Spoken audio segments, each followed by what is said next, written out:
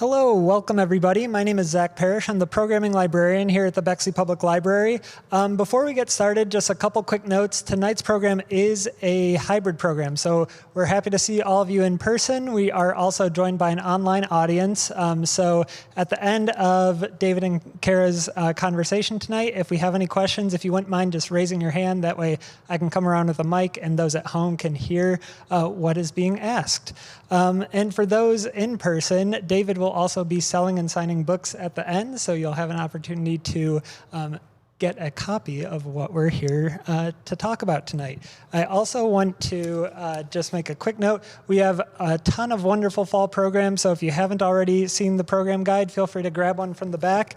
And I just want to highlight a couple programs that missed the guide, but we're very excited to have Barbara Fant, who was a poet from Columbus. She's returning to do the book release of her recent poetry collection, Joy in the Belly of a Riot, and that will be on Tuesday, October 14th at 7 o'clock. Barbara will be joined by local poet and author Hanif Abdur-Rakib, so we're very excited for that program. And we also have local author Sarah Gormley will be doing her paperback release of her memoir, The Order of Things, and that will be Tuesday, October 28th at 7 o'clock p.m. All right, on to the show. David is joined by his editor, Cara Laviola, who has a deep love of language, books, and poetry, and for how stories can spark empathy and connection. Cara's editorial work on The Ride of My Life shows her gift for shaping authentic, powerful stories. More than an editor, she was a thoughtful collaborator, bringing heart, clarity, and structure to every page. And tonight's featured presenter, David Lewis, began his career as the inaugural managing editor of Slam magazine at just 23 years of age, and later became a TV presenter covering the NBA in the UK. His writing has appeared on MTV, CBS, and VH1 productions, as well as several publications, including The Vibe, Teen People, and Slam. He is the author of Michael Jordan, Life Lessons from His Airness, which was published in 2022. Originally from New York City, he is a longtime Bexley resident who lives with his sons Sebastian and Ezra. And The Ride of My Life was published earlier this year in February 2025 and is David's ode to cars, love, family, music, and the search for healing. Please join me in welcoming Cara and David to the stage.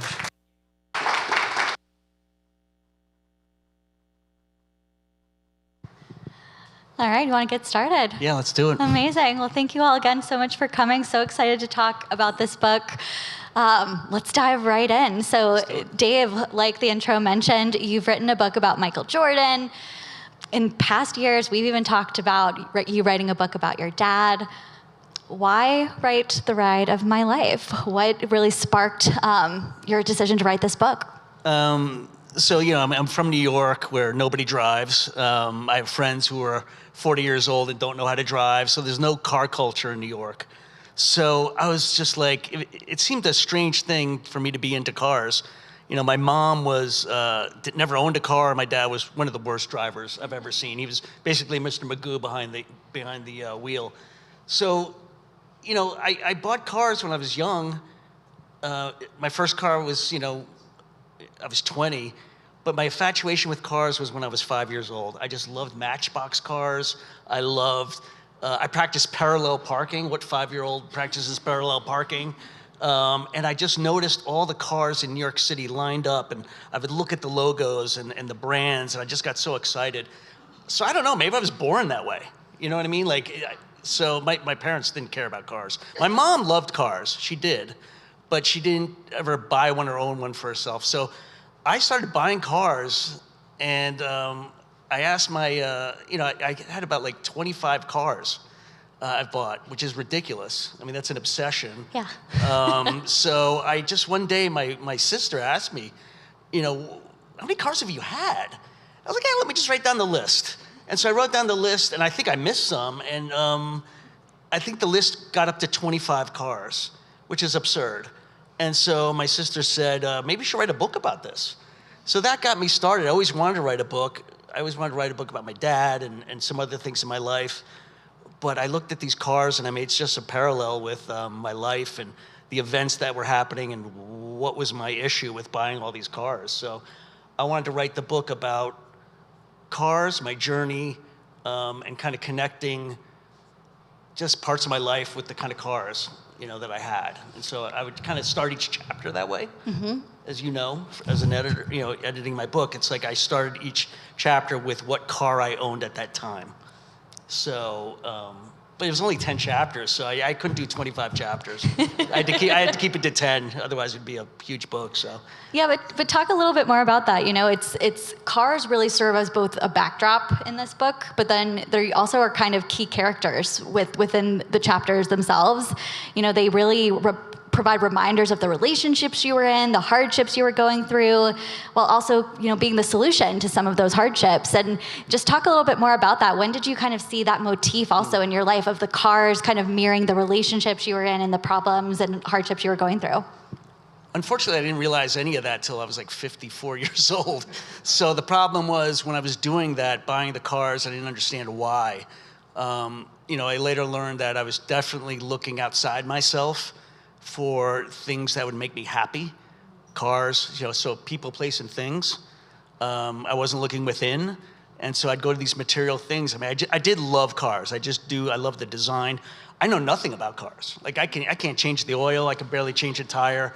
I'm not a gearhead, so I just loved the design and the way they looked. And so I always wanted to get a nice model of a car and stuff like that. And then I realized now, later in life, that I really was replacing things in my heart and soul with cars. I really had an emptiness. I had so I didn't realize at the time that my passion for cars was a passion for taking care of other people. We'll get to that maybe later, but I mean, about my codependency and just that I looked outside myself. And so hence I looked at cars and then women. Romantic relationships usually. And I wrote about that in the book, that I just was like, I kept buying cars, and unfortunately I kept not buying women, but I'd be in relationships with women and trying to fill voids that were really deep inside. So, and cars did the same for me. I was like, oh, look at this car. And then I'd be like, I need a different one. I need another one. I need a red one. I need a blue one. And so, I'm not trivializing women anyway in my life, because they really served a purpose for me and taught me a lot of things. But, so I didn't look at them as models, no pun intended, but I looked at them as, I was just lost. I was really lost. And so that's how I kind of got to like, I got to buy a car. Maybe this might make me feel better. Right. And that's what this book is really about, right? It's about your healing journey. And what I love so much about this book, and why I was always so excited and really proud to be a part of this project, is because of just how honest you are in this book. Like your flaws, your codependencies, and the ups and downs of your healing journey, they're on full display here. What gave you the courage to really be so honest in this book? I think it's because I've read memoirs that kind of, didn't really tell the truth, so like basically, maybe they protected people. Maybe I just felt like I wanted to be honest. And I think this was just one big journal entry for me. Being somebody who is codependent issues, journaling is a great way of just getting things out. So this almost became a long journal entry. And it really helped me kind of get to a place where I could understand myself a little better. So. Definitely. And talk a little bit actually about the format of the book, Sure. How it starts, and like how the chapters are formatted. So I started out writing the book. I looked at the 25 cars I had, which I was like, that's insane. And I was like, well, what was happening in my life at that time? So when I bought my first car at 20 years old, what was I doing? What was I experiencing? What relationship was I in? What pain was I experiencing? And so like I basically just listed the car at the beginning of the chapter, and I came up with a song that I might be listening to at the time. It was probably a tape deck at the time. And so I just put some lyrics that had some kind of car theme that I would be listening to at the time. And then I called it my trip. The chapter was the trip. This was the journey that was happening while I had this car. And some of the chapters had 3 cars in it, so I had to kind of condense them. But I just felt like it was kind of a cool way of starting each chapter, and it kind of embodied what I was feeling at the time. So. Exactly. Well, with that, why don't we get into parts of the book itself. So I'm going to start with chapter 1, and there's a key moment in chapter 1 where you describe driving down the Midtown Tunnel in New York with your driving instructor, Paolo. It's when you are going to go to your driving test after you had already been driving for years illegally. Yeah. Wow. But that's another story. Before I read this passage, can you describe this particular moment and just the process of recounting the experience in the book and writing it down? What was that experience like? So growing up in New York, nobody pushes you to drive. Nobody cares. You just get on the subway, you get on the bus. People are 20 years old, they don't know how to drive. So I was determined to learn how to drive legally because I was down in college and they gave me the keys to a van to do some driving. I was too embarrassed to tell them I can't drive, so I just learned on the fly. And so it felt, it brought up a lot of shame, guilt. I mean, I'm driving around this car campus and just like, I hope I don't get caught. But I learned how to drive really well. So I was like, let me get my legitimate license. I need to get my license. So this guy Paolo, basically, my mom said, why don't you take driving lessons? And this great Brazilian Buddhist, interesting guy was just teaching me how to drive. And the day I was going to get my license, I was with him in the car, and it was just so exciting to get out there, but I was very nervous about getting there. So. Perfect. So that kind of teased this up. So I'm going to read a passage from the book here. So we get to the Midtown Tunnel on 34th Street, and traffic is bad. Thank God Paolo is driving because I am starting to get nervous. My test appointment is in 30 minutes, and we are not moving. It's bumper to bumper traffic. If I miss this appointment, I will have to wait another 6 to 9 months to secure a precious test date.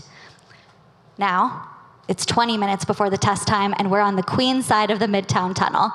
There's more traffic. My heart sank as I did the math. We're 20 minutes away from the test location with no traffic. It's going to take a lot longer than that. There's no way we're going to make it. I tell Paolo about my concern and worry and panic. My complete and utter deflation is not subtle. So Paolo looks over at me and tells me to pull out a piece of paper and pen and write this down. Nam-myoho Renge Kyo. I later learn that chanting this mantra is believed to connect practitioners with the universal law of life and help them manifest their inherent potential and happiness. In my case, it meant, help me get to this fucking testing site fast. I ask him 3 times how to spell each syllable. He corrects me a few times, and I get it down. I have no effing clue why this Brazilian Buddhist driving instructor is telling me to write this down, but I am desperate. David, say it. Keep saying it with this in mind. I will make this test. I will see the traffic move. The traffic starts to move. On my 20th round of chanting, our lane clears. Our car starts to accelerate. 15 miles per hour, 20, 45, 70. We're cruising. Paolo turns into Steve McQueen and Bullet, weaving in and out of traffic. We get to our exit. We hit the streets of Brooklyn. We never hit a red light, which is akin to a unicorn sitting in the back seat. Still chanting, we get to the test site 3 minutes early. My jaw drops so far down that it scraped the sidewalk. What the hell just happened? Are there miracles in Buddhism? Has this agnostic half-Jew just been converted to Buddhism? I'll worry about that later. Good job, Cara. But yeah, what is such a fun like story that you're telling, and then you did end up passing your driver's test. I have a license now. But that's just one story that you tell within the book. But as you keep going through the rest of the novel, you really talk a lot about your dad. He's featured a lot in this book. From talking about your experience with buying your first car with him to, at the end of the book, you kind of use a letter to your dad as kind of an epilogue to this book, which I always thought is just so beautiful.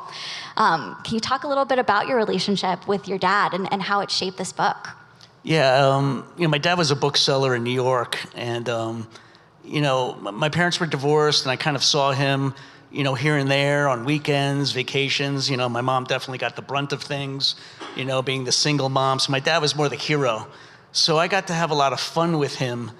Now I realize, he was a little selfish and, maybe he was having too much fun. But I always put him on a pedestal and I just adored him. And I made him, as I know now as a codependent, I made him my higher power.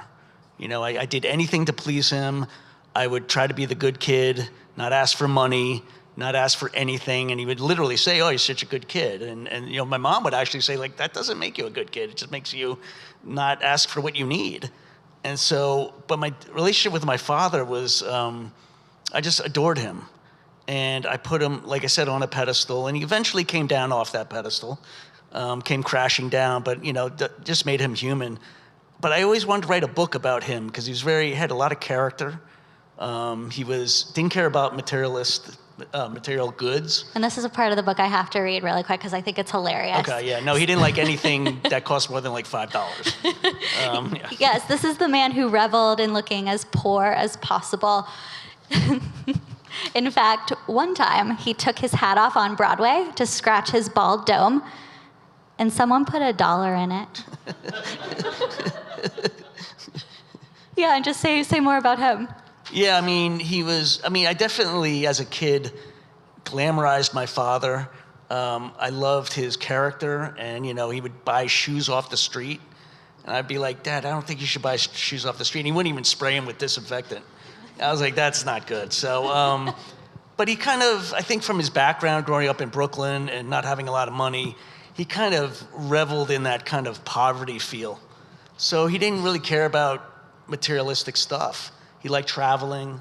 He was well-read. He owned a bookstore. So it was just like, I really admired him. But I didn't get to see him day to day till I moved in with him when I was in ninth grade. And that's from 9th grade to 12th grade, we really, really bonded. And, again, it's a father-son relationship. It got a little weird at times as I learned more about his flaws, but I just really admired him. And I loved his independence and his ability to really walk to the beat of his own drum. And so I definitely got that. And the problem is, I can't sit still for a second. That's the real problem. I go from job to job. My dad couldn't stay in a job longer than a couple of years, here and there. So I think I got a lot of that, but I think I'm a little more responsible. Like I have a 401k. He did eventually have a 401k, but I have, I'm being kind of responsible, but I like that free spirit. And I love that he would, sleep in the back of his bookstore. Right. I definitely romanticized it. I don't want to do any of that, but I definitely romanticized it to the point that he probably wasn't that happy. But to me, and really, it was kind of like the first relationship that you really describe as kind of codependent, honestly. Especially like you talk about in the book, the story of when he got your first bike at 18. Yeah. And it was covered in rust, but you looked at his eyes and you're like, I have to show him that I like this, even though it's definitely not something that I'm ever going to ride. Yeah. No, I never wanted to hurt my dad's feelings, and I think that was something. I don't know if it started there, but I kind of did that the rest of my life till kind of recently, Right. People pleasing. And so, the bike was funny because he had me close my eyes and wheel out this bike, and I heard some squeaking, and it didn't sound good. It didn't sound like that beautiful new mountain bike I wanted. And it just squeaked, and I opened my eyes, and it was this $10 rusty Schwinn of a bike. He was so proud. He was like, oh, I got this for $10, and like it was a thing of pride. And I didn't have, I wanted to tell him, like, you gotta be kidding me. Like, where's my bike? I can't, and I just, it was one of those times, like when I bought my first car, it was a Renault Alliance. I don't know if anybody's heard of that model. It's a French car. The French are not known for making cars. And so I didn't like the car, but my dad said, this is a great, reliable car. You should get it. So as a good codependent, I said, sure. And I hated that car. But that was my first car and my first kind of glimpse into, wow, I'm not being authentic. I can't even be authentic with my own dad. Right. So I wasn't really being myself. So I kind of explored that in the book as well. Yeah, do you want to talk more actually about that and about codependency is a key trait throughout the book. So can you talk just more about it, what you've learned about codependency even through like writing this book, and just why is it so important for you to include? Yeah, I mean, it took like 4 years to write this book, so it's like at the beginning it was more of a book about cars and my experience, and so I just kind of wrote about that, and I was like, okay, that's okay. And then I went through a really, really hard time, a big depression, and got really down. So I kept writing though, and so the book kind of got a little heavier at the end, maybe the last 3 chapters. But I learned so much about myself recently, and then writing about the book just felt cathartic. And so, being, if you're not familiar with codependency, it's basically like, you're making everybody else happy. You're not being yourself. You're worried about everybody else. You're trying to control other people, and so it's a real awakening. And so I got to write about that in the book, and I bought a lot of cars during the Depression. Let me tell you, I was like, so I got to see the parallels of depression, and let me find something that will fill me up. And I bought these cars, and they didn't fill me up. They did not. So that was the big lesson for me, and I just kind of took it from there, and I got on this journey. The last 3-4 chapters kind of talks about that journey of you don't arrive, you just arrive in better shape. Exactly. And you say, like the cars weren't filling the void, and at the same time, like the cars aren't filling the void, different relationships are also not filling the void. And we start in chapter 2 with your very first love, Sarah. I didn't change her name. I changed some names in this. This one I was like, I'm leaving this name. She's never going to read the thing. So, and Ray, this is what, like, how many years ago now? Like, I was 17 in high school. Wow, yeah. Right? And so we meet Sarah, and she's your first heartbreak, and I will read a short passage about this one. So I fell in love with Sarah during that senior year exchange program. It was my first love, the kind of love where you feel nauseous around the other person. You sweat in weird places. Your heart aches with a searing pain when not around each other. You write the most embarrassingly gushy love letters, proclaiming your love in the most absurd ways. Man, I miss that feeling. So when it came down to picking a college, why wouldn't I go where the love of my life was going? Seems wise, right? Until a month before orientation, she tells me she's still in love with her ex-boyfriend, and she wants to go back to him. First heartbreak hurts like a death, and now I was nauseous for all the wrong reasons. My heart was somewhat less crushed when I got to UNCG for the beginning of my freshman year. At this point, I felt better. Still fragile, but able to function. Now I was angrier with Sarah than in pain, and anger feels good. More liberating, more empowering. Then I see Sarah in the cafeteria. I was sitting with friends when she walked over. I was feeling confident. I could handle whatever she threw at me. Then these words came out of her mouth. Hi, can you thank your mom for sending me back Pooh Bear? And then she walked away, and I just felt gut punched. Why inflict more pain on me? Sarah gave me that Pooh Bear. Once Sarah shattered my heart, as the rules go, all exchanged items during the relationship belong to the person in possession at the time of said breakup. It's in the handbook. Items don't get returned. All's fair in love and war. And that is a story. I love that we start with this story because it's kind of funny. It shows, like, at the time, how relatable is that? Like, we don't have items returned in a breakup, but it's kind of also an immature way to react to a breakup as well. And like that theme, and then again, like the codependency across your relationship, like just keeps coming up in the book until you really reach that healing journey. So do you want to talk more about that? Yeah, I mean, first off, I just want to, and this isn't because my mom is listening, but my mom was right at the time to return the Pooh Bear to Sarah. But I was 17, 18 years old, and it felt like a betrayal at the time. And I've always reminded my mom, like, oh my God, how could you send this thing back to her? But being 57 now, I'm kind of like, you know what, she did the right thing. I just didn't like Sarah's smugness. Like, hey, I got it back. But in defense of my mom, it was the right thing to do. But what was your question? Sorry. Just talking more about, like, there's more stories kind of like that throughout the book, just talking about your relationships and how, just talk more about that a bit. So like with the cars, it's basically I would look at the cars and be like, oh, who was I with at the time? As a great codependent, I didn't know how to be alone. So I didn't know how to be alone, so I'd go to friendships and romantic relationships to fill those voids. And so I just kept repeating the same thing over and over again. So Sarah was the first woman that I was like, I mean, she lived in North Carolina. Talk about a codependent. I'd go to North Carolina to see her. Like, I couldn't make it easy for myself. So I'd go see her. I went to the college she, was going to. I wasn't thinking for myself. And so I didn't have a clue at the time. So I kept repeating those patterns. And I see now it wasn't just romantic relationships. It was friendships. I had a lot of friends that I didn't like.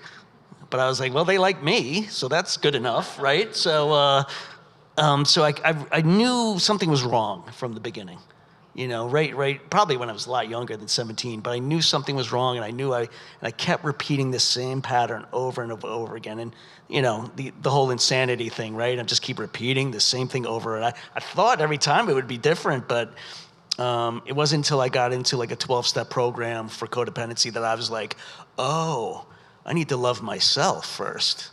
That's strange. Love myself? What does that mean? No, that sounds so like, kind of lame, kind of Shirley MacLaine-esque, but I was like, no, I need to love myself. I cannot love anybody else unless I love myself. Impossible. And so it took me 54 years to figure that one out. And that's where the book kind of goes to, and we'll let you read it too to hear more about that. How are we doing on time? Okay. A little bit? Yeah, maybe just one more question I definitely want to get to. Definitely. And this is more actually about the format and the style of writing of the book, so we'll go a little less heavy for a sec. So this book actually, you kind of use a stream of consciousness style of writing here, and it's a little reminiscent of Faulkner in The Sound and the Fury, if anyone has read that. I have not read it. But really, that style, it's going back and forth between timelines and stories in the span of a few pages. So, for example, in one paragraph, you describe how your dad would, put you in his lap and let you drive on the highway. It was the 70s, yeah. But then, later on the page, you mention your mom and her adventures in Italy on the back of a Vespa, and then, you transition to your year of illegal driving in North Carolina. And I know when we were talking about the style of this book, we went, back and forth about this style because we wanted to be really intentional about finding a balance between these anecdotes that really add so much color and life to your story, while also ensuring that the narrative flows in a really seamless way. And I think so, but do you think we kind of struck that balance? And what really drew you towards this style of writing? So at first, like I said, it was like a journal entry, and I just, it was just stream of consciousness. But, nobody's going to be able to follow this, I realized. But I liked that I would literally, something at the end of a story would spur something that happened 20 years ago. So I wanted to create this kind of, I didn't want it to be so linear, because life's not linear. So I was like, okay, I'm here with my dad, but that reminded me of something 10 years ago. So this is where Cara's brilliance came in. It was a mess. I mean, I think anybody reading it would have been confused. I had past, present, all over the place. And Cara was amazing at just organizing it, being that kind of lens to just kind of, I'm supposed to be talking to you, but I'm talking to them now. Cara was amazing. I mean, she really organized it. She knew the book better than I did almost. She was like, let's put this line from chapter 7, page 4 over into another chapter. I was like, what are you talking about? Okay, sure. And it just really helped it was my work and it was my words, but you were really great at organizing it. And so somebody who else could understand it. So I think the style works because that's how I live my life, right? I get triggered by something. I'm thinking about something from 20 years ago. Okay, what about the future? I'm scared of the future. Let me talk about that. So I find sometimes memoirs are just too linear. So that's kind of what I think we did all right. I think we did pretty well too, and that's the whole point, right? Life isn't linear. Life is so erratic sometimes, and the fact that we were kind of able to bring that to life, but also in an organized way through your book, it just adds to the authenticity of this book. So really proud of it. Me too. Thanks. To start off, we do have a question from online. Someone asks, since cars were kind of there to fill a void before, and now that you're in a better space, where do cars fit into your life now? Great question. Do we need to repeat that question, or are we okay? Okay. I have a car. I mean, I think I'm still in my, I still have cars and it still plays a role in my life, but it's more transportation, you know? I mean, I have a nice car, nothing too extravagant, but I like driving. I started doing some Uber driving even, just for fun. Well, to make money too, but you know, I think right now, I know in my heart it's not gonna fill any voids. So basically it's just a nice little thing to have.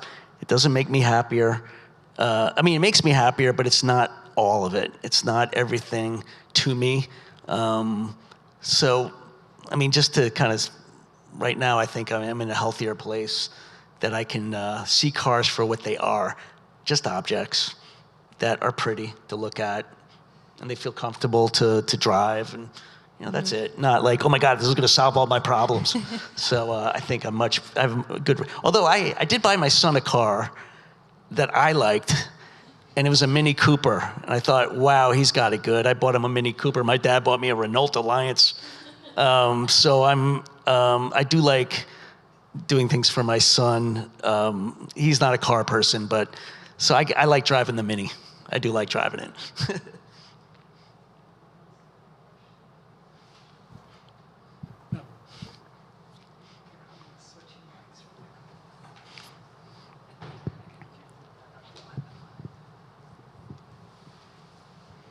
And what age were you when you got your car? My first car? I was 20 years old, and like I said, my father bought me this. Well, he didn't buy it for me. He actually didn't pay a cent. It was my money. He just had this opinion to buy this car, this Renault Alliance. I call it a Renault appliance because it was a terrible car. It had no cachet. It was so I was 20 years old, and it was a lot of fun to have a car, especially in New York, driving around in Manhattan and Brooklyn and Queens, and I felt very special driving that car. I felt like I was driving a really nice car while I was in it, but then I'd get out of the car, I'd be like, oh, this isn't that cool a car. But it was, 20 years old. And how old were you when you first started driving that scooter? You'll hear that story in the book. So I bought a scooter when I was like 16 years old. I didn't have a license, obviously. I borrowed my sister's learner's permit. I marked it up to put my name on it. I mean, I was so sneaky. It was terrible. Like, I should have just gotten the permit. It would have been easier to do that than all this sneakiness. But that's when I realized how sneaky I was. But yeah, no, the scooter was like 15 years old, and eventually the cops stopped me and put an end to that. But yeah.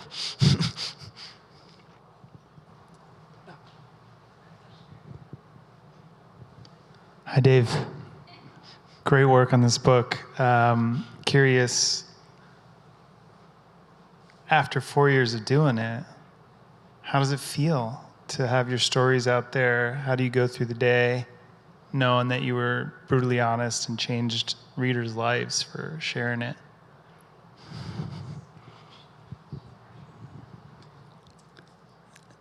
For me, it was I always wanted to write a book. You know, just being a writer my whole life. So I was like, oh, I want to write a book. And I started about 20 books, and I never got past like 10 pages.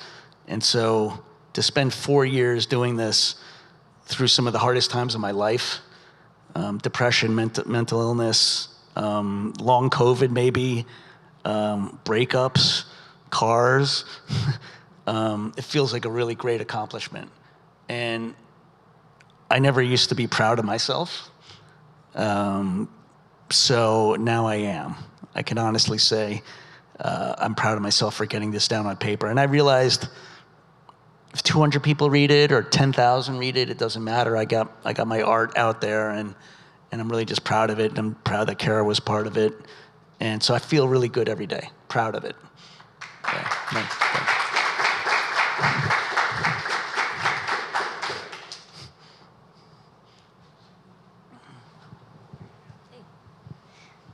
Let's give it up one more time for Dave. One more time. My dear friends. The dearest. The dearest. Dave, we really look up to you and admire you. I do have one question regarding your writing process. What would you say is one of the most peaceful moments you had in writing? Wow. I think, writing is such a kind of a lonely thing. Collaborating, writing doesn't work for me. So just being there alone, doing that writing, and just liking my words. Just like, oh, that was pretty good. Because I know I have imposter. I've been a writer for 35 years, and I still think somebody's going to uncover that I'm not a writer. So I think for me, when I come up with a sentence that I'm like, wow, that's good, I get very excited. So I think just coming up with the idea of the book and the format was so exciting for me. I was like, somebody might like this. So I think but since I'm healing, I realized I like it.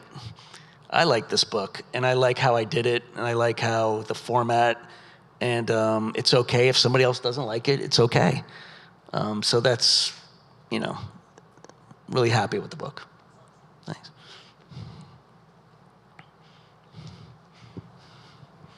Hey, Dave, I'm real proud of you. Thank you, Terry. I have a more basic question. You had so many cars. Did you ever have more than one car at one time? And Oh, how boy. in the world could you afford to buy all those cars? There were a lot of loans I shouldn't have taken out. I worked at Teen People magazine in New York, and I made $38,000 in New York. It was a long time ago, so it was a little better, but, and I bought a $15,000 car. Do the math. I was in debt. I would literally be like, I don't need a car, I don't want to park a car in New York. What a hassle. People hate having cars in New York. I was like, I have to have one. Even though I'm making $38,000 and I was married and I had my son, and it was just totally irresponsible. So most of the time I couldn't afford them. The really cool thing is the car I have now, I don't have a loan on it. I don't have any debt on it, and it feels much, much better. But there was one time when I was really having a hard time, just a few years ago. I had a really nice car. I was like, I also need a second car. I don't know why. And I bought a Mini Cooper convertible. I was like, oh, this is so much fun. But I felt so much stress. I was like, well, I should drive this one Monday and Tuesday, and the other one on Wednesday and Thursday. And I was trying to justify having two cars, and it was insanity. So I knew I was pretty sick. Literally, figuratively, this was just not well. So I have no loans out on any cars now. They're all paid off. So it feels good.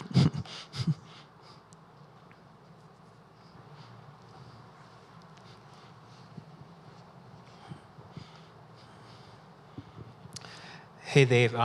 Thank you so much for sharing your journey about codependency and trying to use external and material things to fill a void. I'm excited to read this book. So have you replaced the external, like cars, people, and doing things, for really no purpose? Have you replaced that with anything? Yes. Sounds kind of corny, but I replaced it with myself. I always told people I didn't like myself, and then going through this journey, I was like, oh, I like myself, and I'm pretty close to loving myself. So I was like, so that's kind of, I like nice things, but I think I realize they're just things, and they will make me happy for a week, 2 weeks, maybe a month, but eventually it'll fade. And I didn't always understand that. And so, sometimes I'll just I couldn't be alone with myself. And now I can be alone with myself. And I can enjoy my company. And I can say nice things about myself. Where before I'd say horrible things about myself and worry about what everybody thought of me. And not to sound pompous, but I'm not worried about what other people think anymore because I can't control that. And being a codependent, you try and control a narrative. You try and control everybody's response, and I can't. So all I can do is control me. And so I think that's what I've kind of, that's where I'm at.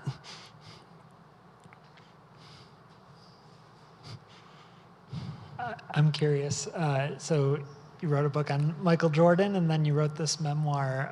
Are you working on anything currently, or do you have some ideas on what the next creative project might be? I mean, I got to write books. This is great. I love it.